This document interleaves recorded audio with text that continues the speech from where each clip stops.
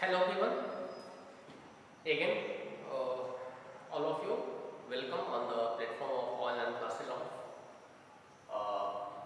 Sahid Pramod B.Ed College, and for BSc B.Ed integrated course we are taking chemistry part 1. I myself is Krishna Kumar, and today we are going to discuss the another topic which is very important, that is about principle and control. Okay, so today's topic is this about principle and control.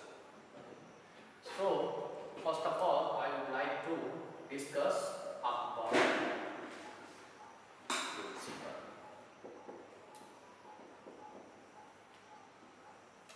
Okay, so before going to details discussion about principle, अभी तक आपने क्या सीखा है? ठीक है, मोटा मोटी मैं बात कर रहा हूँ, इसे जो पहला क्लास है पॉलिस एक्सक्लूजन प्रिंसिपल में, ठीक है, कि एक ऑर्बिटल में मैक्सिमम 2 इलेक्ट्रॉन रह सकते हैं, दोनों का स्पिन अपोजिट होना चाहिए, और किसी भी सबसेल और किसी भी ऑर्बिटल में हम नंबर ऑफ इलेक्ट्रॉन्स कैसे निकाल सकते हैं, ठीक है, इसके बारे में हमने बात करी थी, ठीक है। Regarding this, I have got some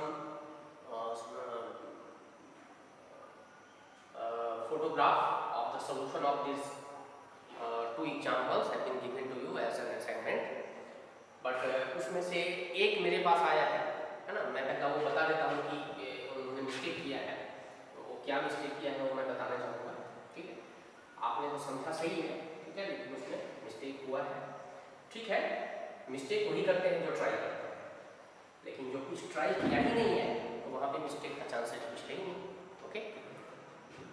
तो मैंने जो क्वेश्चन दिया था, ठीक है, उसमें जो पहला क्वेश्चन है, ठीक है, उसका तो सही है, लेकिन जो दूसरा था जिसमें हमने दिया था कि n = 3, okay, and mod m is 1, mod m is 1, mod m को लोगों ने समझा नहीं। मोड m का मतलब होता है, अगर आप देखेंगे,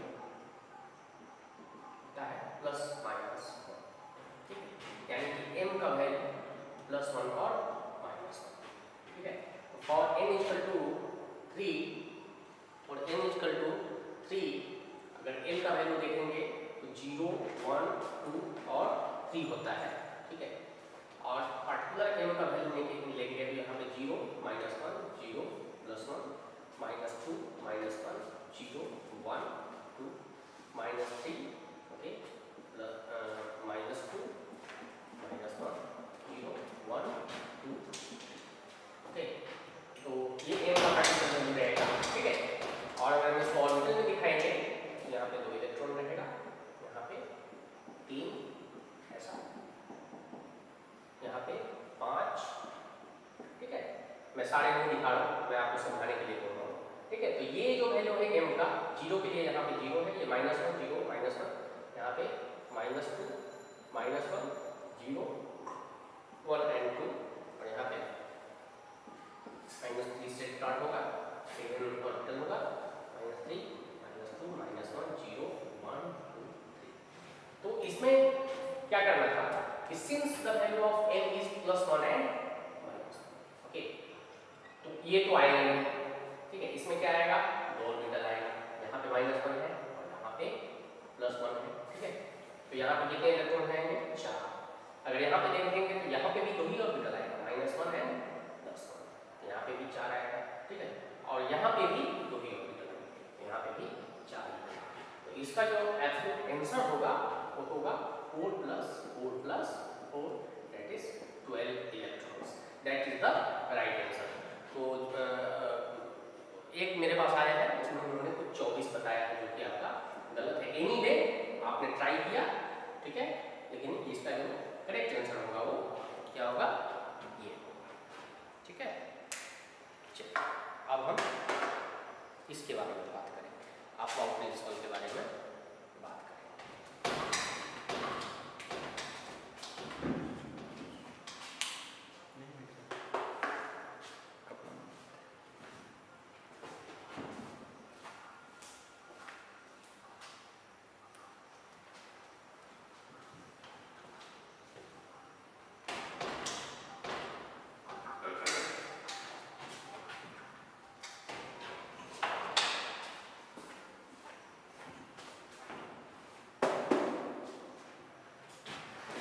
ओके, नंबर ऑफ इलेक्ट्रॉन्स के बारे में अभी आप किसी भी पर्टिकुलर सेल का नंबर ऑफ इलेक्ट्रॉन्स निकाल सकते हैं, लेकिन ये जो अबव प्रिंसिपल है उसके बारे में अभी हम बात करेंगे।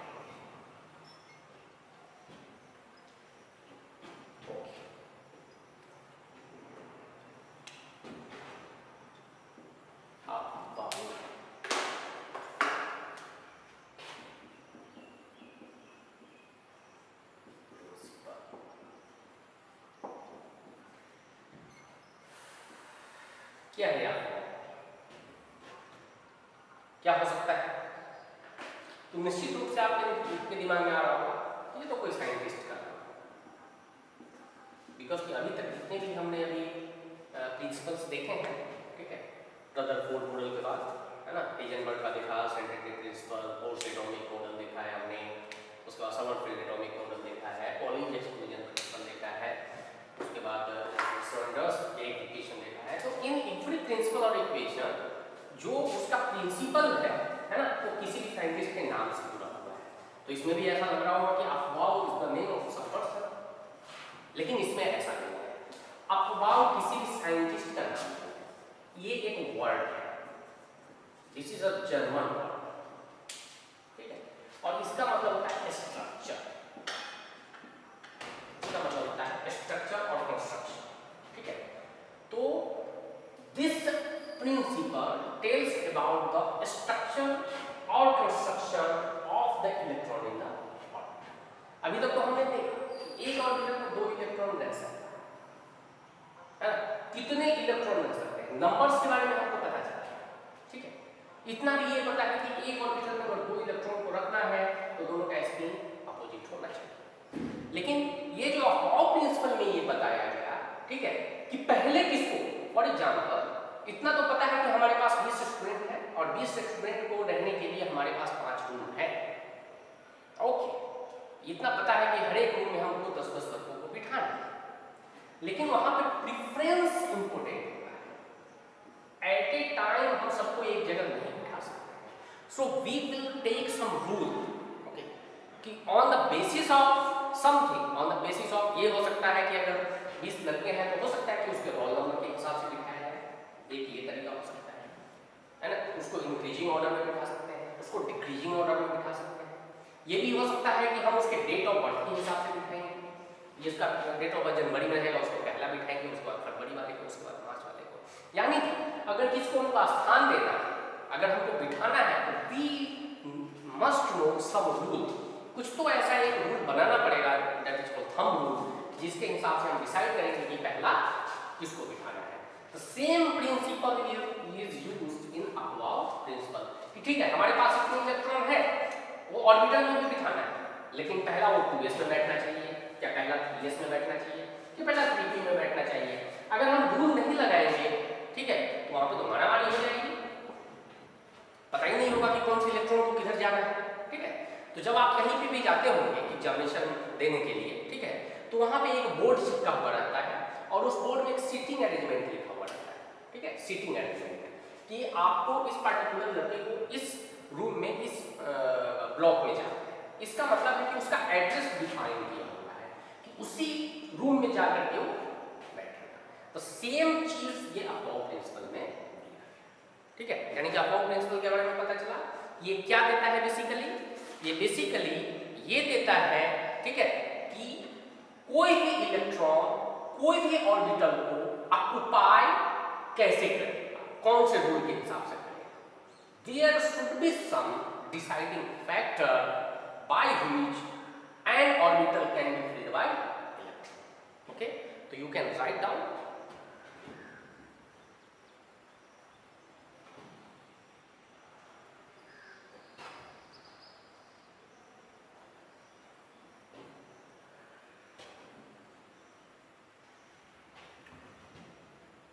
according to this principle,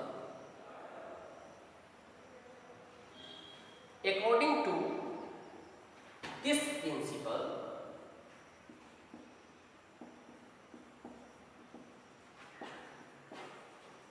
electron will occupy the particular orbital as per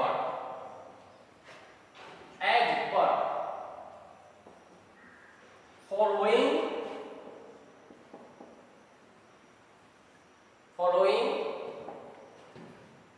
rule, यानी कि इस प्रिंसिपल के अंतर्गत कोई भी इलेक्ट्रॉन किसी पार्टिकुलर ऑर्बिटल में अपना स्थान प्राप्त करेगा, ये जो मैं रूल बताने जा रहा हूं उसके हिसाब से। पहला रूल क्या है? What is the first? Electron first occupy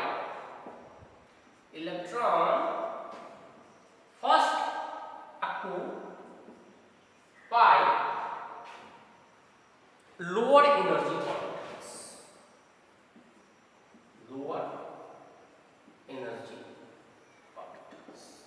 क्या कहा है इसमें रूल में कि electron will first occupy lower energy orbitals.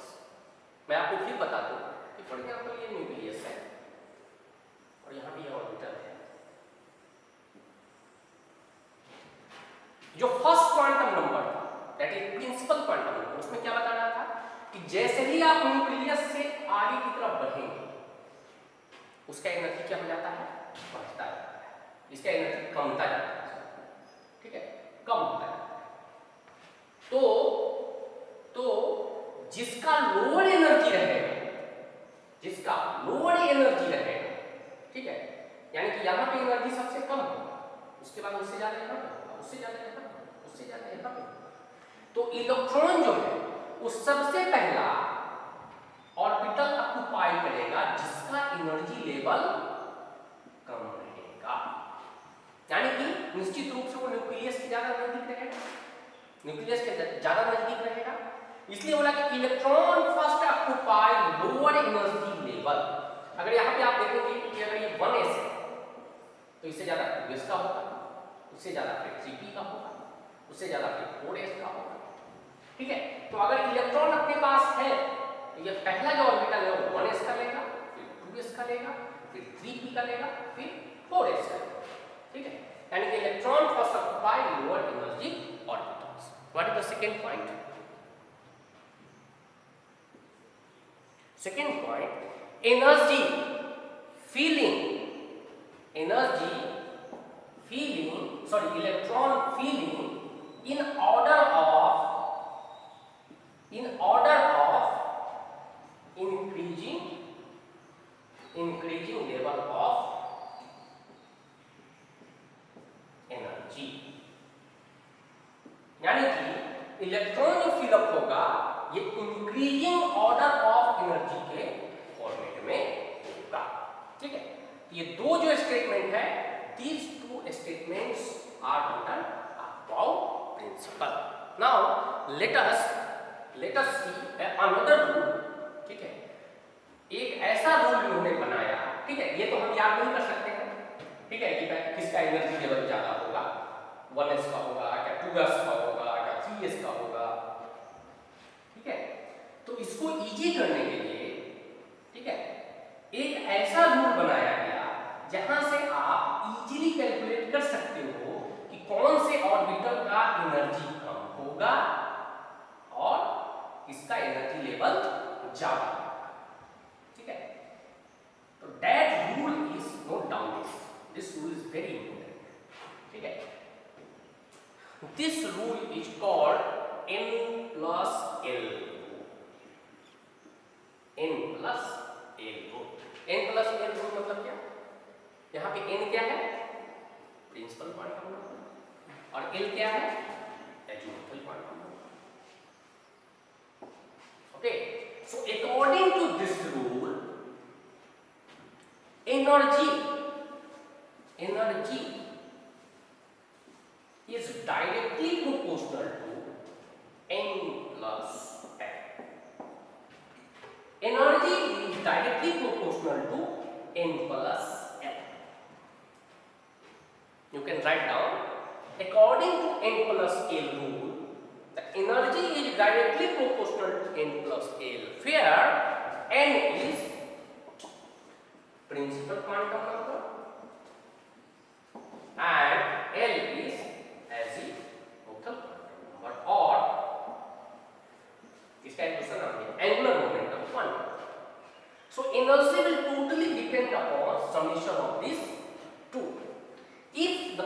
value of this will more, the energy will be more, and value of this is less, energy will be less. So you can arrange the orbitals as per this fact.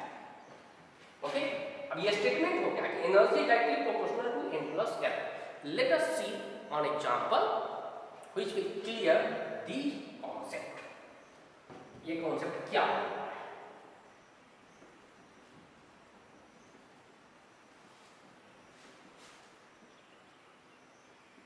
यानी कि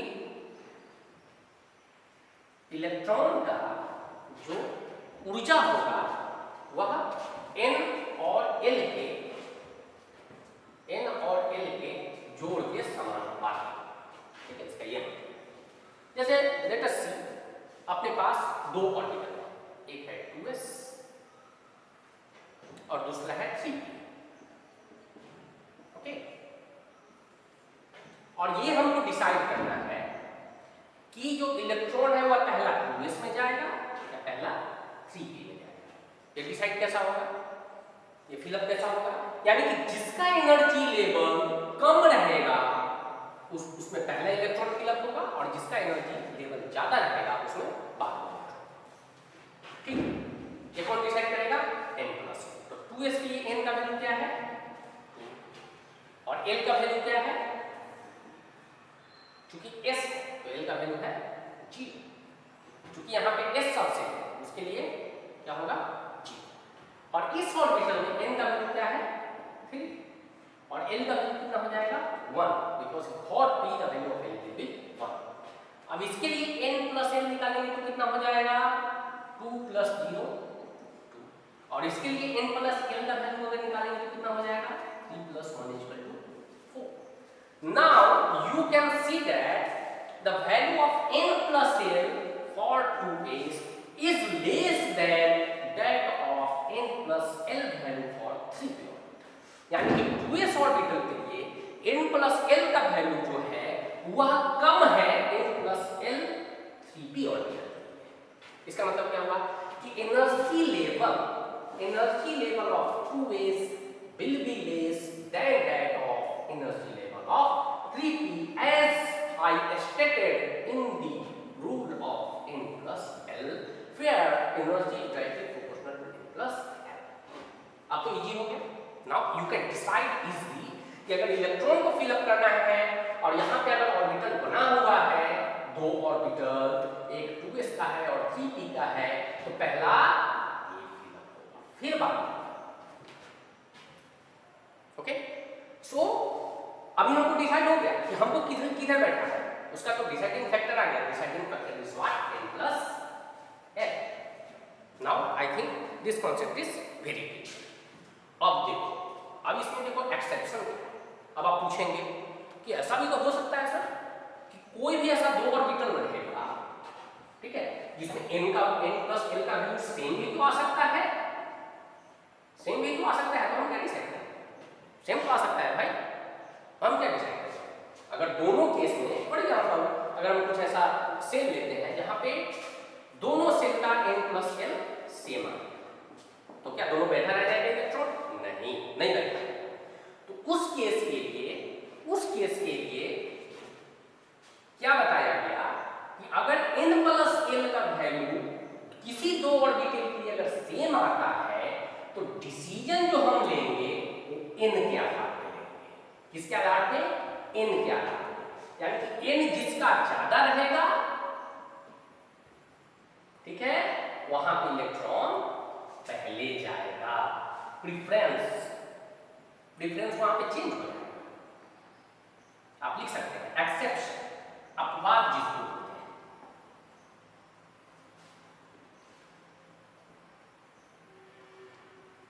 यहां पे लिखिए star exception.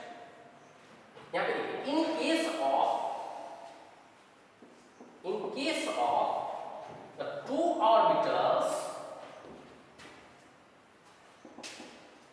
having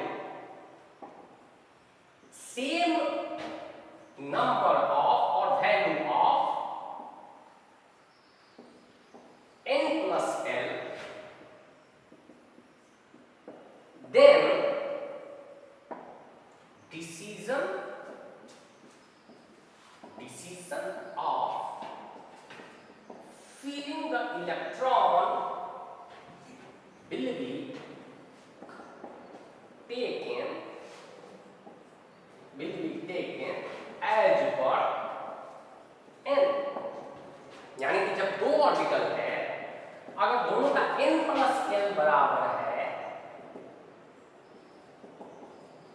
तो जिसका n अधिक रहेगा, ठीक है, उसका एनर्जी लेवल ज्यादा रहेगा, और जिसका कम रहेगा उसका एनर्जी लेवल कम रहेगा। और रूल सेम है, जिसका एनर्जी लेवल कम रहेगा उसमें पहला इलेक्ट्रॉन जाएगा, और जिसमें ज्यादा रहेगा उसमें बाद में इलेक्ट्रॉन जाएगा। तो अब ये समझ में आ गया। Now let us see an example जहां पे इस एक्सेप्शन का यूज हुआ।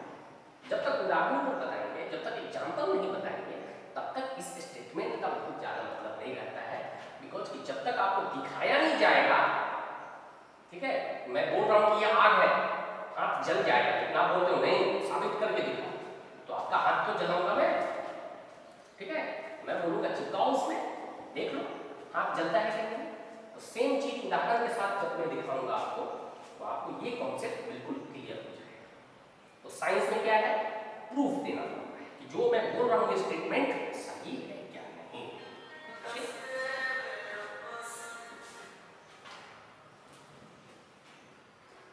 फॉर एग्जाम्पल ऐसा है, 1s 2s 2p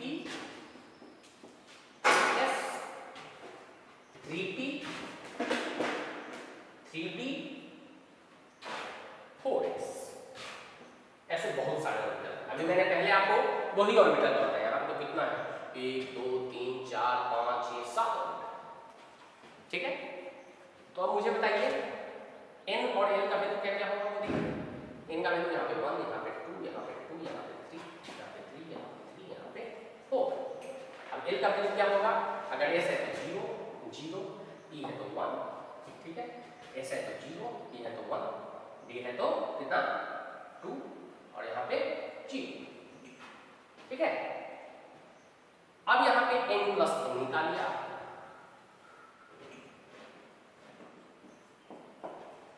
इसके लिए क्या हो जाएगा 1, इसके लिए 2, इसके लिए 3, इसके लिए 3, इसके लिए 4, इसके लिए 5, इसके लिए 4। अब यहाँ पे देखिए एक्सेप्शन का यूज हुआ है, देखिए सबसे एनर्जी लेवल इसका है, ओके, उसके बाद इसका है, उसके बाद इसका है, 3 3 तो 2 जगह है ना, 2 जगह पे। तो फर्स्ट प्रेफरेंस किसका हो गया 1 का, क्योंकि इसका n प्लस l वैल्यू सबसे कम है, इसका सेकंड प्रेफरेंस। अब इसमें हम डिसाइड करेंगे, जहां पे 3 2 बार आएगा, यहाँ पे एक्सेप्शन का यूज करेंगे, भी यूज द एक्सेप्शन। एक्सेप्शन में क्या बोला गया है कि अगर n प्लस l का वैल्यू सेम हो तो डिसाइडिंग फैक्टर इज n, तो दोनों में n का वैल्यू ज्यादा किसका है, इसका। इसका मतलब इसका ये 3s में n का वैल्यू 3 है और 2p में n का वैल्यू 2 है, ठीक है। तो एनर्जी लेवल ज्यादा किसका रहेगा, 3s का, 2p का कम रहेगा। ये थर्ड प्रायोरिटी, ये फोर्थ प्रायोरिटी। अब बोलेंगे 5 प्रायोरिटी किसका होगा। अब यहाँ पे आप देखेंगे तो 4 यहाँ पे भी है और 4 यहाँ पे भी, यहाँ भी एक्सेप्शन यूज करेंगे। तो since the value of n is less of 3p and 4 is more than 3, so energy level इसका कम है, तो पहला फिलअप होगा। यहाँ पे डिवीजन 5, यहाँ पे 6 और सबसे लास्ट में 7। यानी कि अगर एनर्जी को फिलअप करना है, यानी कि इस सारे ऑर्बिटल्स को इंक्रीजिंग ऑर्डर ऑफ सेल्स में अगर दिखाना है तो ऑर्डर कैसा होगा, देख लीजिए यहाँ पे 1s 2s, उसके बाद 2p 3s, उसके बाद बताइए 3p, उसके बाद 4s, उसके बाद 3d आएगा। यानी कि energy level you can arrange on the basis of n plus l value. अभी क्लियर है, अभी कोई कंफ्यूजन है इसमें, इसको समझते हैं कोई भी कंफ्यूजन इसमें। एक ही चीज है कि जिसका n प्लस l वैल्यू कम रहेगा उसका एनर्जी लेवल कम होगा, और जिसका एनर्जी लेवल कम होगा उसको इलेक्ट्रॉन पहला ऑक्यूपाई करेगा, करेक्ट। और जहां पे अगर n plus l value same रहेगा किसी भी दो ऑर्बिटल का, तो डिसीजन हम नंबर ऑफ n के हिसाब से लेते हैं, ठीक है। कोई भी ऑर्बिटल्स का अगर ऐसा ग्रुप दिया हुआ है, ठीक है, तो आप इजीली डिसाइड कर सकते हैं कि एनर्जी लेवल कम किसका होगा जिसमें इलेक्ट्रॉन पहला स्थान प्राप्त करेगा। तो I think this is quite easy to understand. Okay, लेकिन हर एक चीज को हम n प्लस एल ऐसा निकालते रहेंगे, आसान है क्या समझने? तो उन्होंने क्या बताया, एक टेबल बताया कि इलेक्ट्रॉन फीलिंग का एक पार्टिकुलर फॉर्मेट होना चाहिए, जिस फॉर्मेट को हम बिना भूले याद रख सकें। ऐसा होता है ना, कुछ ऐसा रूल्स रहता है जिसको अगर आप स्ट्रक्चर के हिसाब से याद रखेंगे तो आपके दिमाग में बैठ जाएगा और कभी नहीं उठेगा। तो ऐसा अपॉन प्रिंसिपल ने एक एलिमेंट करके दिया, ठीक है, जिसको कि आप इजीली रिमेंबर कर सकते हो, ठीक है ना। हो सकता है कि n प्लस एल का वैल्यू निकालने के लिए आपके पास समय नहीं, कुछ कॉम्पिटिटिव एग्जाम होता है जहाँ पे आपके पास इतना सारा चीज करने के लिए समय नहीं है, ठीक है। तो ये n प्लस एल में हो सकता है कुछ मिस्टेक हो जाए, कुछ रूल आप भूल भी सकते हैं, ठीक है। तो इसको बचाने के लिए उन्होंने क्या किया, एक स्ट्रक्चर तैयार किया। स्ट्रक्चर कैसा था? पहला वन एस, अगर आप यहाँ पे देखें, ठीक है, यहाँ पे जैसा एल का वैल्यू होता है ना 0 1 2 3, और m का वैल्यू निकालेंगे तो यहाँ पे क्या करेंगे 0 -1 0 +1, ठीक है। तो यहाँ पे -2 -1 0 1 2, ठीक है। तो यहाँ पे अगर आप देखते हैं तो यहाँ पे 1 रहता है, यहाँ पे 3 रहता है, यहाँ पे 5 रहता है, ठीक है। तो आप देखते हैं यहाँ पे 1s रहता है, यहाँ पे ये क्या रहता है ना,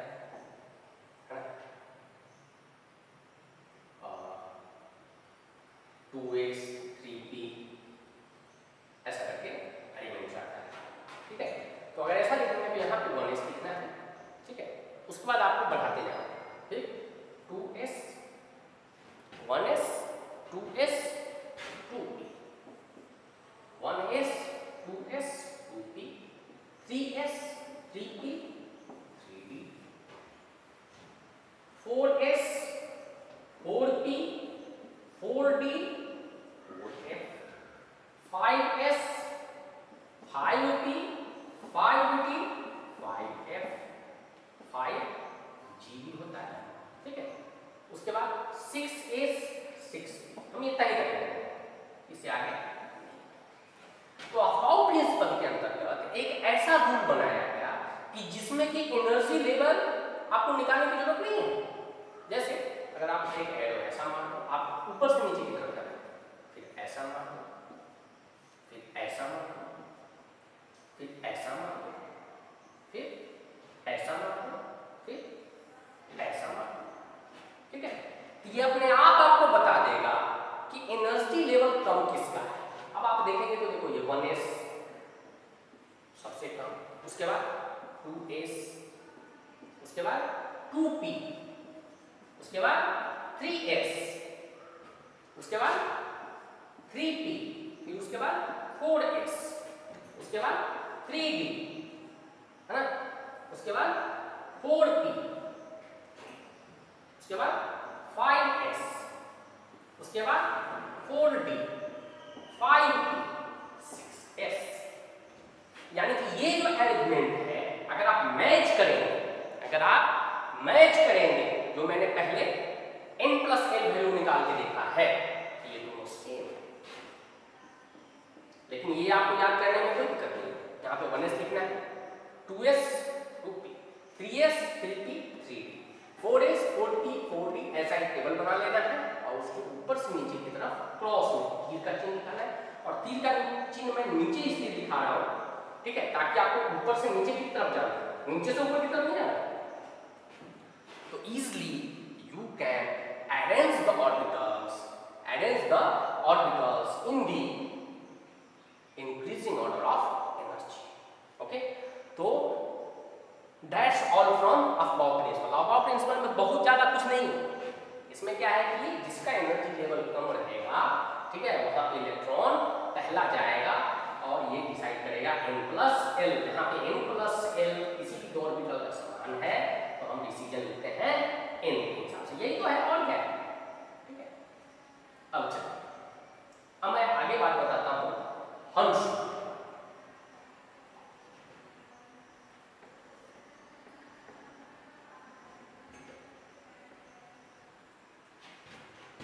हंस रूल के बारे में मैं आपको बताऊंगा। ये हंस रूल देखिए, एक एक चीज कैसा है। पहला इलेक्ट्रॉन एक ऑर्बिटल में कितना ज्यादा रहेगा, उसका स्पिन कितना रहेगा, अब एनर्जी फिलअप कैसा हो इसके बारे में, ठीक है। अब मैं आपको बताता हूं हंस रूल। ये हंस रूल आया कैसे, पहले ये समझिए। जैसे हाइड्रोजन का एटॉमिक नंबर 2, अगर इसका आप इलेक्ट्रॉनिक कॉन्फ़िगरेशन पे लिखेंगे तो क्या होगा 1s, यानी कि 1s है, इसमें एक इलेक्ट्रॉन, या तो ऐसा लिखा होगा, ठीक है, क्योंकि एक ही तो है, एक ही ऑप्शन है। हीलियम के बाद आप ले लीजिए, हाइड्रोजन के बाद ले लीजिए हीलियम, उसका एटॉमिक नंबर कितना है 2, क्या हो जाएगा ये, यहाँ पे देखिए क्या हो जाएगा ये, इसका नंबर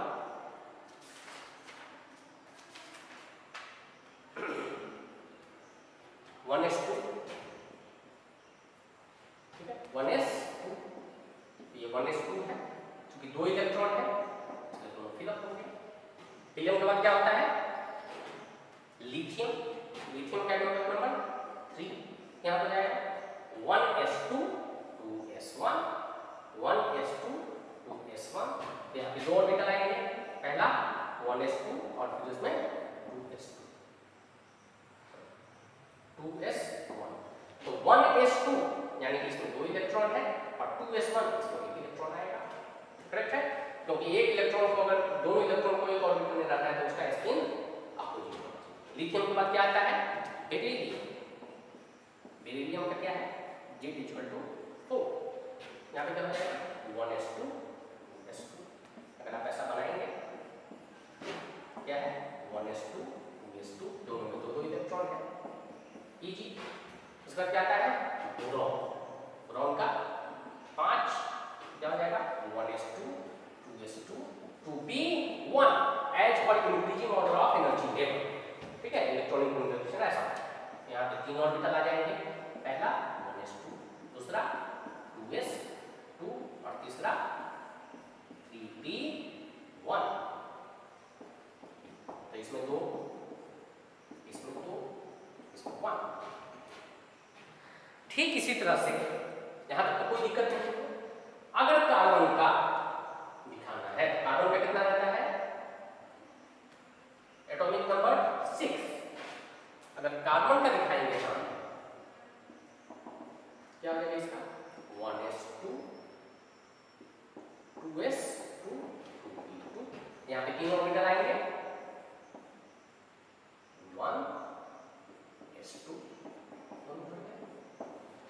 2s2, ठीक है, यहाँ पे 3p में यहाँ पे तीनों डब्बा दिखा है, ठीक है, यहाँ पे लेकिन 3p में तो 3 डब्बा होता है, 3p कितना है 1s2 2s2 2p 2p2, लेकिन यहाँ पे 3 आएगा, अब 2 इलेक्ट्रॉन भरना, यहाँ पे तो एक ही था, यहाँ पे तो एक ही था, तो हम तो एक बॉक्स में भर दिया, अब यहाँ पे 2 इलेक्ट्रॉन, तो हमारे पास दिमाग में अभी बहुत सारा चीज चलने लगेगा कि पहला मैं इसको भर दूं, इसको पूरा कर देता हूं, नहीं यार ऐसा नहीं, एक इसमें भर देते हैं, एक इसमें भर देते हैं, नहीं ऐसा नहीं, दोनों एक ही में भर देते हैं, नहीं यार इसमें भर देते हैं, तो चूंकि इसका जो 2 बॉक्स है वो खाली है और एक बॉक्स का ड्यूएट पूरा है, तो we are going to think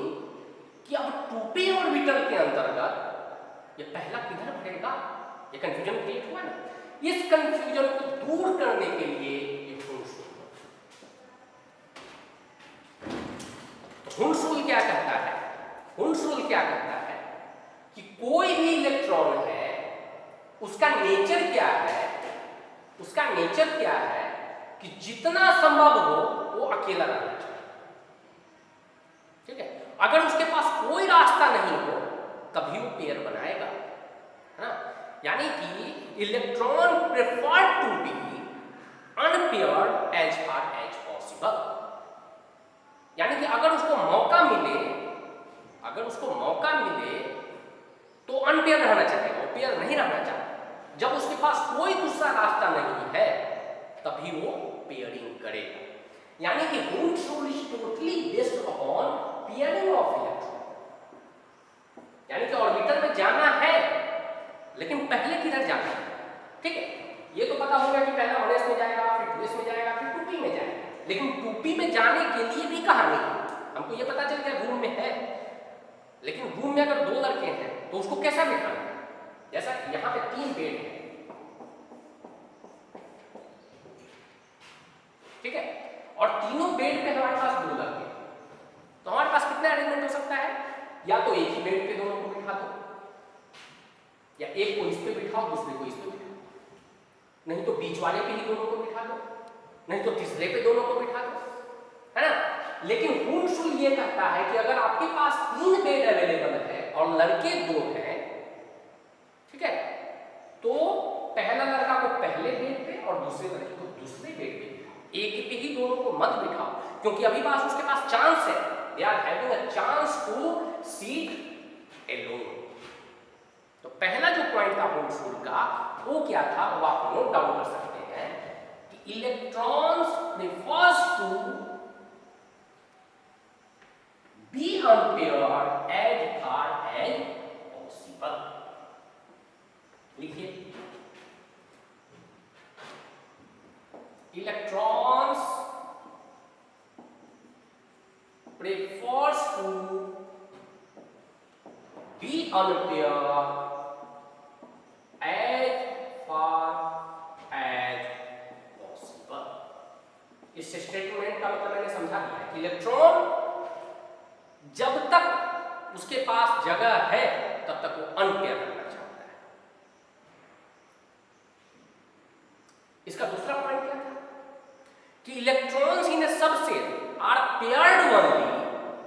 आप वर्ड पे ध्यान दीजिए, electrons in a subshell are paired only when all the orbitals of a subcell is half filled with parallel sign।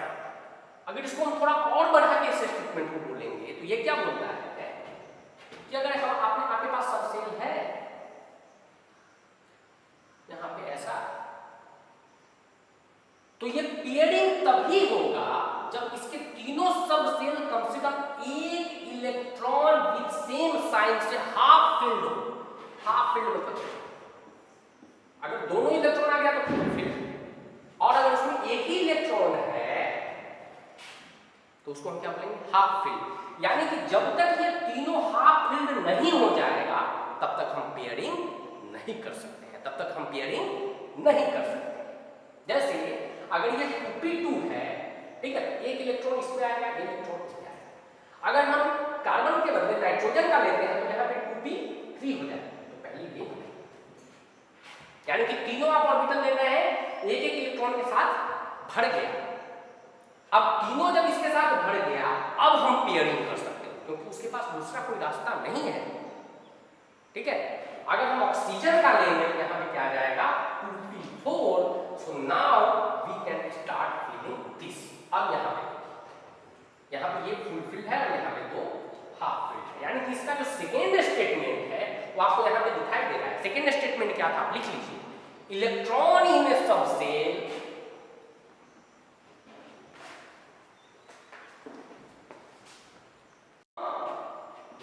in a subcell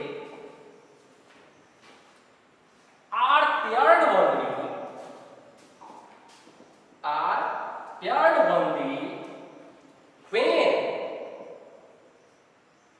when all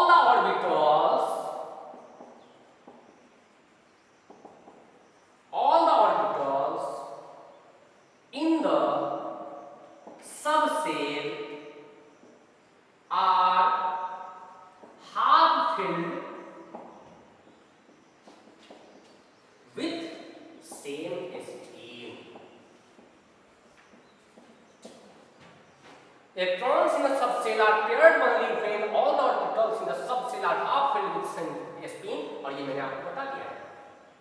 कि अगर carbon जो है, carbon के पास कितने इलेक्ट्रॉन है? 6 इलेक्ट्रॉन, ठीक है। तो कार्बन के लिए कैसा होगा? देखिए ये 1s2 दोनों ये दोनों रहेंगे, और इसके पास क्या है? 2p2 है, तो पहला ये दोनों को भाग करेगा। अगर नाइट्रोजन का लेंगे, ये पहला भरेगा, और फिर यहाँ पे 3 है तो इधर आएगा, इधर आएगा और इधर आएगा। लेकिन जब हम ऑक्सीजन के लिए जाएंगे तो चूंकि उसके 2p में 4 इलेक्ट्रॉन्स है और यहाँ पे 3 हाफ फिल हो चुका है, तो यहाँ से स्टार्ट होगा। दिस इज द Wundt, यानी कि अफवाह प्रिंसिपल क्या बताता है कि पार्टिकुलर ऑर्बिटल में कौन से ऑर्बिटल में जाएगा, लेकिन ऑर्बिटल के अंदर भी कहानी है कि अगर ऑर्बिटल उसको डिसाइड हो गया तो उसके अंदर इलेक्ट्रॉन भरेगा कैसे। This is told by Wundt। तो अभी मेरे को लग रहा है कि Wundt के बारे में और कुछ ज्यादा नहीं है। That's all, okay. So today we have discussed about aufbau principle and Wundt। It is aufbau principle किसके बारे में था कि पहला ऑर्बिटल कैसे सिलेक्ट करेंगे। Wundt किसके बारे में था? पेयरिंग ऑफ इलेक्ट्रॉन्स के बारे में। So I think these two principles are very clear, okay? Or in case of any queries regarding the same, okay, you can ask me in the comment section, okay? You will be given an appropriate answer, okay? And that's all from today's lecture. From tomorrow, we will discuss. There are few parts which is remaining in this atomic structure, okay? So tomorrow we will discuss another topic. Thank you very much.